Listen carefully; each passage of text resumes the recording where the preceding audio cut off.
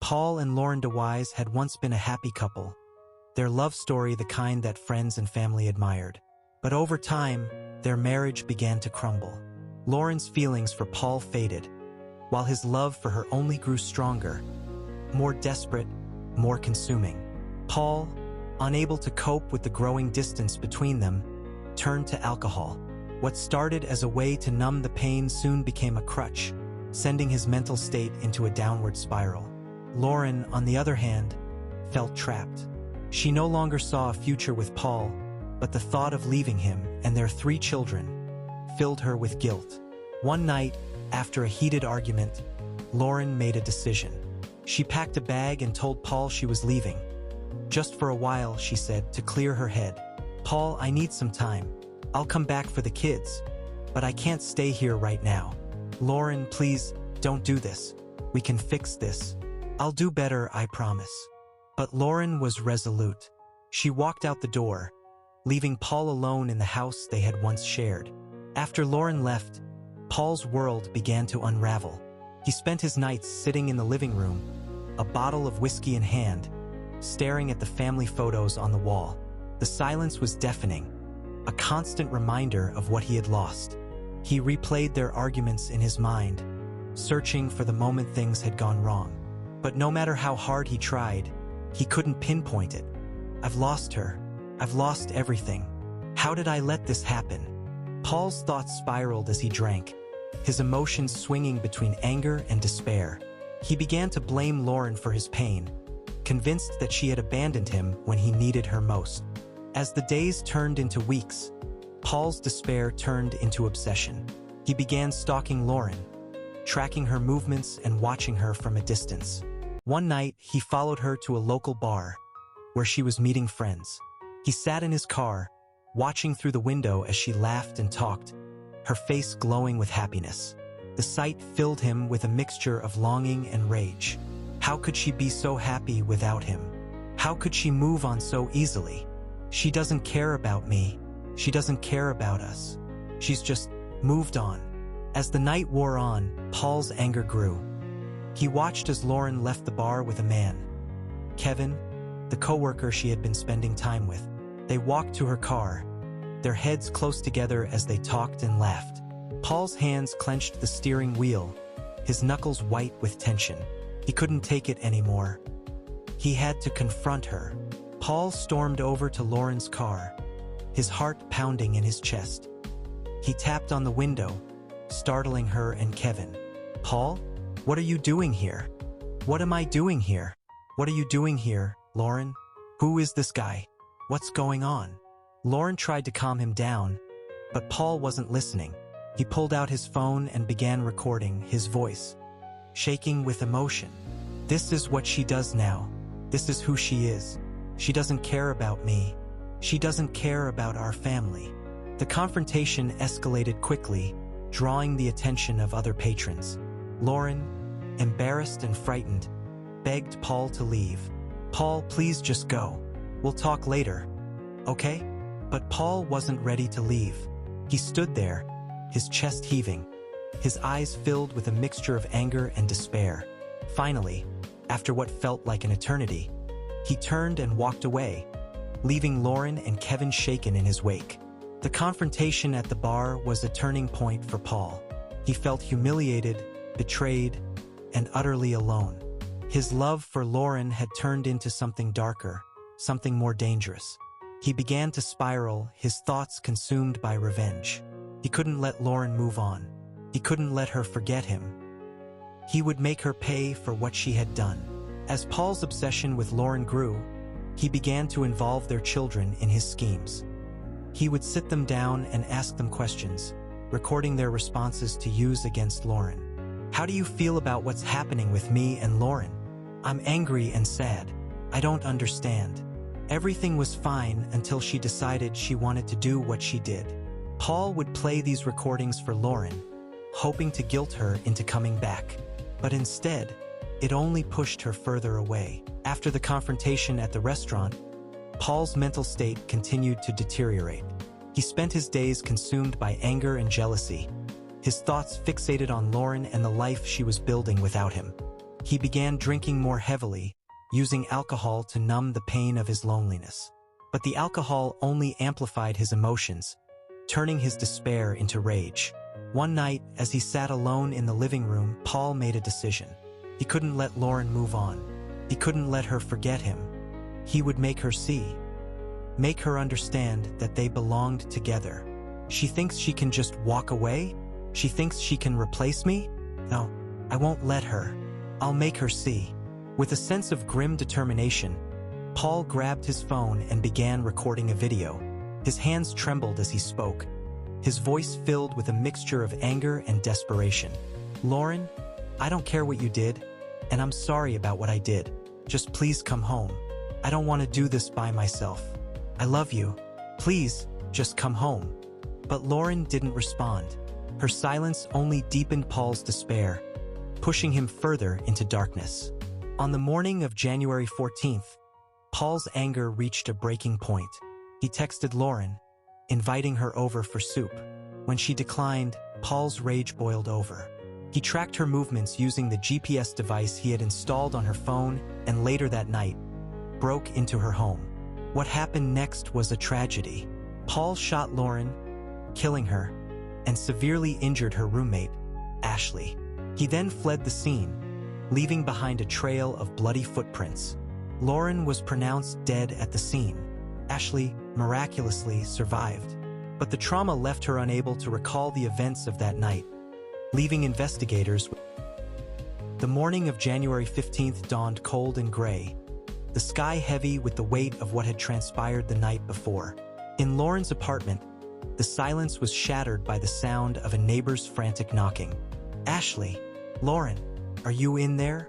Open the door. When there was no response, the neighbor called the police, her voice trembling with fear. There's been a shooting at my neighbor's apartment. I think someone's hurt, maybe dead.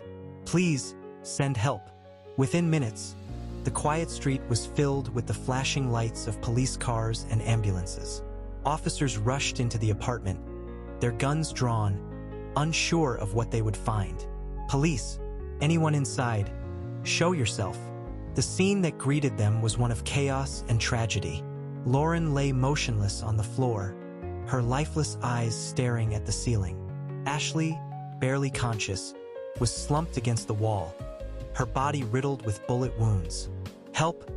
Please, help me. The officers quickly secured the scene, calling for medical assistance as they tried to piece together what had happened. As paramedics rushed Ashley to the hospital, detectives began their investigation. The apartment was a maze of clues, bloody footprints leading to the back door, a shattered window, and a trail of evidence that pointed to a single suspect, Paul DeWise. This wasn't random. This was personal. We need to find him, fast. The detectives interviewed neighbors, reviewed security footage, and combed through Paul and Lauren's history, trying to understand what had driven him to this point. Multiple reports of domestic disputes, stalking behavior, and escalating threats. This guy's been spiraling for months. But despite the mounting evidence, Paul was nowhere to be found. He had vanished into the night, leaving behind a trail of questions and a community in shock. At the hospital, Ashley fought for her life. The bullet wounds had left her with severe injuries, and the trauma had robbed her of her memory. She couldn't recall what had happened that night, leaving detectives with few leads. She's stable, but it's going to be a long road to recovery, physically and emotionally. As Ashley began to heal, detectives sat down with her, hoping to trigger her memory and piece together the events of that fateful night. Ashley, I know this is hard, but we need your help. Can you tell us anything about what happened? I don't remember. It's all a blur. I just remember pain. So much pain. Despite their efforts, Ashley couldn't provide any new information. The detectives were left to rely on the physical evidence and the testimony of those who knew Paul and Lauren. Paul's recordings, which he had made in the months leading up to the murder, provided a chilling glimpse into his mental state. In one entry, he spoke of his love for Lauren and his fear of losing her. I don't care what you did, and I'm sorry about what I did. Just please, come home. I don't want to do this by myself. I love you. Please, just come home." But as the recordings continued, Paul's tone grew darker. He spoke of his anger, his jealousy, and his growing obsession with Lauren. "You're ruining everything. You're ruining me. I hate you for what you're doing to me. I hate you for making me feel this way." The recordings painted a picture of a man consumed by his emotions, unable to see a way out of his pain. As the investigation continued, the manhunt for Paul intensified. Police issued a statewide alert, urging the public to report any sightings of him. Be on the lookout for Joseph Paul DeWise. Suspect is armed and dangerous. Approach with caution. Meanwhile, Paul was on the run, his mind consumed by guilt and fear. He drove aimlessly, unsure of where to go or what to do.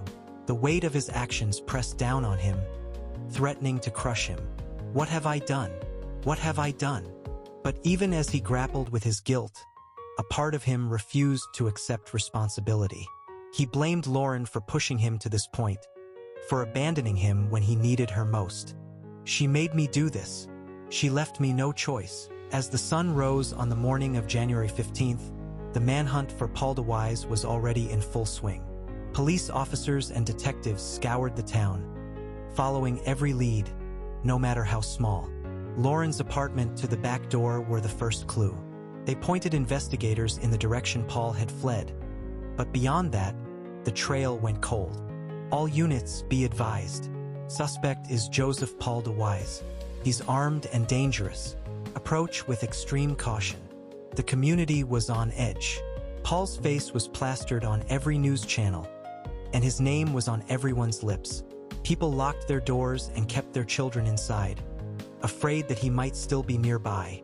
Meanwhile, Paul was on the run. He had fled the scene in a panic, his mind racing with fear and regret.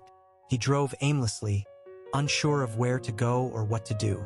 After hours of driving, Paul found himself in a remote area, far from the town he had once called home. He pulled into a secluded cabin, one he had visited years ago with Lauren. The cabin was small and run down, its windows dark and its door hanging slightly ajar. It was the perfect place to hide, at least for now. Paul stepped inside, the musty smell of old wood and dust filling his nostrils. He collapsed onto a dusty couch, his body trembling with exhaustion and fear. For the first time since the murder, he allowed himself to cry. The tears came in waves, each one a release of the pain and anger that had been building inside him for months. "I've lost everything. My wife, my kids, my life. It's all gone." But even as he cried, Paul knew that he couldn't stay here forever. The police would find him eventually. He had to decide what to do next. Back in Bozeman, the police were closing in on Paul. A tip from a gas station attendant led them to the remote area where the cabin was located. Detectives and SWAT teams surrounded the cabin, their guns drawn and their hearts pounding with anticipation. "This is it. Move in quietly. We don't know what we're dealing with." As they approached the cabin, the tension was palpable. They had no way of knowing if Paul was still inside, or if he was armed and ready to fight. The police breached the cabin, their flashlights cutting through the darkness. They found Paul slumped in a chair, a gun in his hand. For a moment, there was silence. Then, the sound of a single gunshot echoed through the cabin. Paul had taken his own life, unable to face the consequences of his actions. The manhunt was over, but the pain he had left behind would linger for years to come. With Paul's death, the case was closed. But for those left behind, the pain and questions remained. Lauren's family mourned her loss, while Paul's family struggled to reconcile the man they had known with the monster he had become. The children, now orphaned, were taken in by relatives, their lives forever changed by the tragedy. The community, though shaken, began to heal, finding solace in each other and the memories of those they had lost. But the story of Paul and Lauren serves as a stark reminder of the dangers of unchecked emotions, the importance of mental health, and the devastating consequences of obsession. It is a story of love, loss, and the choices that define us. A story that will linger in the hearts and minds of those who knew them for years to come. And so, as we close this chapter, we remember Lauren not for how she died, but for how she lived with kindness, with strength, and with an unwavering love for those around her. May her story serve as a reminder to us all to cherish the people we love, to seek help when we need it, and to never take a single moment for granted. Thank you for listening to this story. If it has touched you, please share it with others. Together, we can raise awareness, support those in need, and prevent tragedies like this from happening again.